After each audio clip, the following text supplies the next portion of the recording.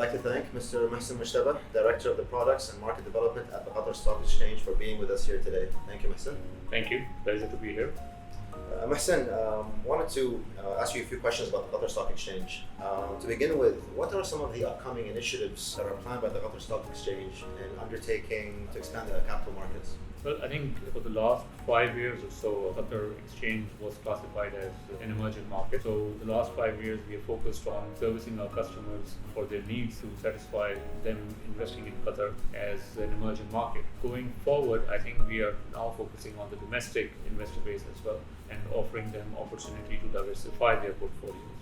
So we're looking at things like ETFs and REITs, real estate investment trusts, and a few other products to help them diversify their portfolios. So things like allowing local asset managers to have the capability to enter bulk orders for multiple clients through omnibus trading accounts. That's something that we are looking at.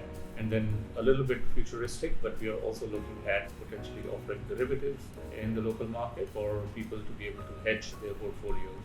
So it's going to be focused on domestic investors, institutional asset managers. Some of them are QFC clients as well. So the idea is to help the local customers. After the IPO of Baladna later on this year, there's a lot of excitement and hype on what's going to happen next. Can you kind of fill us in on that a bit? And if you can, perhaps tell us if any QFC company is looking to be listed, and other than that, maybe a state-owned entity that will be listed as well. So there's a huge opportunity for the QFC-based asset managers to start offering real estate investment trust under the QFCRA REITs regime, because there is a huge real estate sector in Qatar which is not securitized and it can be offered to the retail investors. So if QFCRA-based asset managers can offer REITs to the market, it will build a huge pipeline of new entities that can be listed. And then from the state-owned entity perspective, do you see anything coming online onto the stock exchange in the near future? Not that I'm aware of.